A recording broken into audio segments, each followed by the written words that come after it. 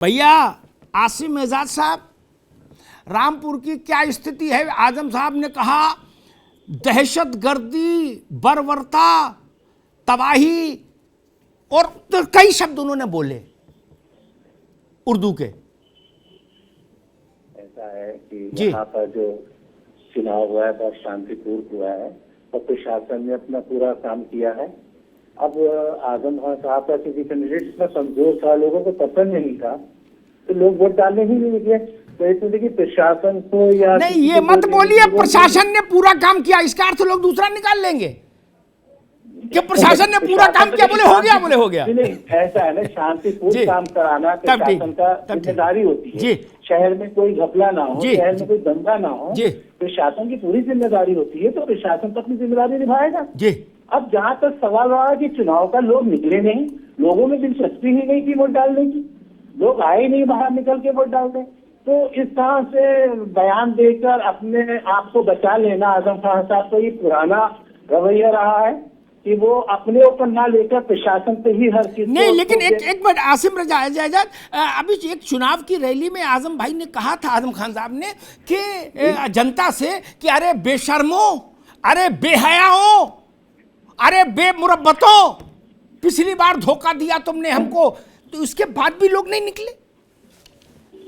ऐसा है ना, रामपुर वालों की बदनसीबी है, बदकिस्मती है कि आजम खान साहब ऊपर से स्टेज से गालियां रखते हैं और रामपुर वाले उन्हें दोबारा फिर चुनते हैं जी, रामपुर वाले उन्हें वोट देते हैं। ये रामपुर वालों के लिए एक बदनसीबी है कि सामने कोई कैंडिडेट अच्छा नहीं होता तो मजबूरी है आजम खान को वोट देना। आज आकाश सक्सेना थे भारतीय जनता पार्टी के सामने, तो वो भारी थे समाजवादी कैंडिडेट के ऊपर, तो लोगों ने एक विकल्प देखा सामने कि सत्ताधारी लोग हैं और ये अगर विधायक बनेंगे या मिनिस्टर बनेंगे तो शहर में विकास होगा। अगर आजम खान साहब के कैंडिडेट को हम वोट देते हैं और सपोर्ट करते हैं तो हमारे शहर में विकास नहीं हो पाएगा। एक खाली विधायक बताइए आप क्या करेगा, जहां उनके 110 विधायक एक साथ 111 विधायक हो जाएंगे, तो 111 विधायक करेंगे क्या? ये योगी जी की सरकार है, योगी जी का अगर कोई विधायक यहाँ से चुन के जाता है तो मैं समझता हूँ शहर की खुशहाली रहेगी। एजाज भाई, मेहंदी साहब, इसी सवाल, इसी बात को, इसी भाव को मैं पिछले 1 महीने से कह रहा हूँ, पार्टी छोड़ दीजिए, जनता इस बात का भी ख्याल रखती भैया किसके टेलीफोन से काम होगा, राशन कार्ड बनेगा, किसके टेलीफोन से एडमिशन होगा स्कूल में, किसके टेलीफोन से सड़क बनेगी। मेहंदी साहब, अमिताभ जी, हम राजतंत्र में नहीं जी रहे, हम लोकतंत्र में जी रहे हैं। लोकतांत्रिक तरीके से आपको किसी को चुनने का अधिकार है। डॉक्टर भीमराव अम्बेडकर जी कहा करते थे, एक वोट नौकरानी का, एक वोट महारानी का। आज क्या सत्ता के लिए ही चुनाव होता है? जो लोग राइट साइड में बैठते हैं सदन के अंदर, क्या 100% वही लोग होते हैं? ये आपका तर्क और ये आपकी बात किसके टेलीफोन पे होगा, क्या होगा, इन सब बातों में बहुत ज्यादा कदर नहीं समझता हूं। और रहा सवाल, अभी आसिम साहब कह रहे थे, बदकिस्मती ये है कि उसी बदकिस्मती की जमात में पहले वो भी शामिल थे जो आज कह रहे हैं कि रामपुर के लोग निकले नहीं और शांति व्यवस्था से प्रशासन ने किया। उसी बदकिस्मती लोगों की जमात में कुछ समय पहले तक वो भी शामिल थे।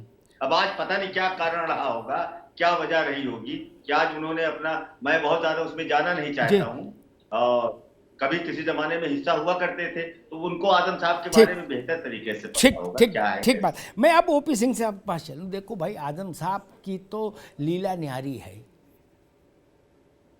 ठीक। लोहिया के समय वो नहीं थे ना, लोहिया जी भी राजनीति से संन्यास ले लिए होते आजम साहब का अगर एक तकरीर सुन लिए होते। कसम के नरेंद्र देव और लोहिया दोबारा राजनीति में नहीं आते, कोई रैली करते अगर आजम खान साहब को सुन लिए होते। पता नहीं मेहंदी साहब कितना सुने हैं आजम साहब। अरे सुन लो भैया, हम ऐसी चीज बताएंगे जो नहीं सुना होगा, और सुना हो तो बता देना, मैं माफी मांग लूंगा। आप क्या ऐसा समझ लिए कि गूगल का मामला है जो छप चुका वो बताऊंगा? ना ना ना, जितना बोलता हूं उसमें बहुत कुछ छपा नहीं होता। पहले एक अखिल भारतीय मुशायरा हुआ रामपुर में, आजम साहब का जलजला था, वही सरकार थे, वो उसके सदर हुए, तो सदर के नाते ओपी सिंह जी आपके पास आ रहा हूं, उनको भाषण देना हुआ। आप पता नहीं किस संदर्भ में वो कहां चले गए, सुन लो भैया, समाजवाद की रस्सी लेके वो कहां चले गए, खूंटा तोड़ के उन्होंने कहा कि जो लोग बच्चे पैदा नहीं कर पाते हैं, मैं उनसे कहता हूं मेरे पास आओ, मेरे पास उसका भी माजूम है। लो भैया, ये समाजवाद है? कौन सा वाद है?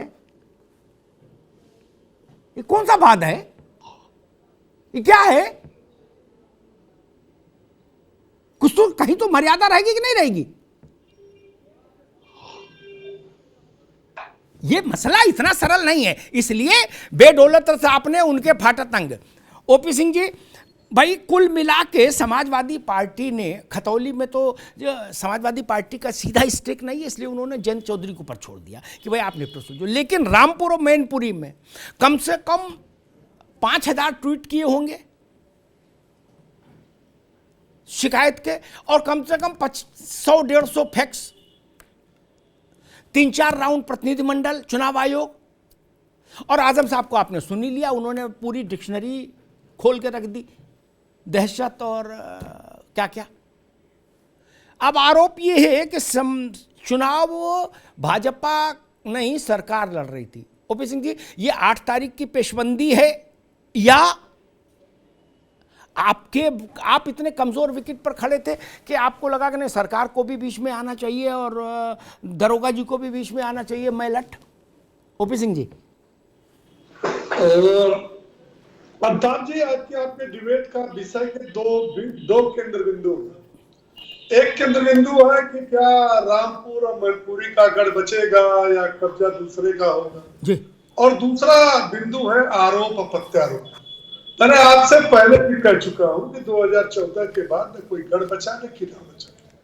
यह बात सही है जी कि मैनपुरी जो है सैफई परिवार का गढ़, और यह भी सत्य है कि रामपुर आजम खां का गढ़ था जी, ये भी सत्य बात है। भारतीय जनता पार्टी 6 फाटक तोड़ चुकी है, 7वां गढ़ यही 2 बचा है जी, रामपुर और मैनपुरी जी। और 2014 से भारतीय जनता पार्टी की जो जीत का सिलसिला है और जो ऐतिहासिक निर्णय है, आश्चर्यजनक परिणाम है, उसमें भी यह परिणाम आएगा। चूंकि 1 महीने से हम लोग डिबेट कर रहे हैं, विपक्षी पार्टी कह रहा है कि हम जीत रहे हैं, कोई कह रहा है लाखों से जीत रहे हैं। भारतीय जनता पार्टी के प्रवक्ता हम कहते हैं कि नहीं 3 सीटें हम जीत रहे हैं, तो वोट तो भैया अब 1 घंटे 2 घंटे में फरिया जाएगा। 8 तारीख को मतगणना होगी, किसके पक्ष में जनता जनार्दन ने वोट दिया जी, ये तो वो तय करे। अब दूसरा पहलू है, दूसरे पहलू में आरोप और प्रत्यारोप है। अमिताभ जी, आरोप प्रत्यारोप हर चुनाव में लगता है, सभी दल लगाते हैं, सत्ता पक्ष हो चाहे विपक्ष हो, लेकिन 3 की जिम्मेदारी बनती है, सरकार, प्रशासन और चुनाव आयोग, कि वह निष्पक्ष और शांतिपूर्ण तरीके से चुनाव कराए। और मैं ये बात कहते हुए गर्व महसूस कर रहा हूं, मैंने बहुत दिन तक पत्रकारिता किया कि 2017 से जब से भारतीय जनता पार्टी की सरकार उत्तर प्रदेश में बनी है, आज तक ग्राम प्रधानी के चुनाव से लेकर के लोकसभा चुनाव जितने भी हुए हैं उत्तर प्रदेश में शांतिपूर्ण तरीके से हुए। लेकिन उसी के साथ एक आश्चर्य और हुआ, एक पूर्व मुख्यमंत्री जी, एक राष्ट्रीय अध्यक्ष ये कहे कि डीएम और एसपी बदतमीजी कर रहे हैं। इस भाषा को गौर करिए, मतलब कि आजम खां की भाषा और इनकी, अरे भाई शांत रहिए, आपके बीच में नहीं बोला, चुप रहिए। 1 सेकंड मेडी साहब, ओपी सिंह जी किसी बीच में बोल रहे हैं ना, आप अभी रुको, अभी रुको, फिर आपको अवसर देंगे। अभी रुकिए भाई। ओपी सिंह जी आप कंक्लूड करो भाई जी। हाँ, मैंने कहा कि एक राष्ट्रीय अध्यक्ष, एक प्रदेश का मुख्यमंत्री, और ये कहे साहब कि डीएम एसपी कहता मनमानी कर रहे हैं साहब, चलता, तानाशाही करते हैं, चलता, लेकिन ये कहे कि बदतमीजी करते हैं, ये कहां की भाषा है। और दूसरी तरफ आप कह रहे हो कि चुनाव आयोग निष्पक्ष चुनाव कराए। आप चुनाव आयोग से कैसे आप कल्पना कर सकते हो, जिस चुनाव आयोग पर आप आरोप लगा चुके हो कि यह पन्ना प्रमुखों से मिलकर के यादव और मुसलमानों का 20-20 हजार कटवा दिया, आज उनसे निष्पक्ष चुनाव की आप करते हो। दरअसल पीड़ा क्या है, ये जितना आरोप प्रत्यारोप हो रहा है, 17 के पहले यही होता था।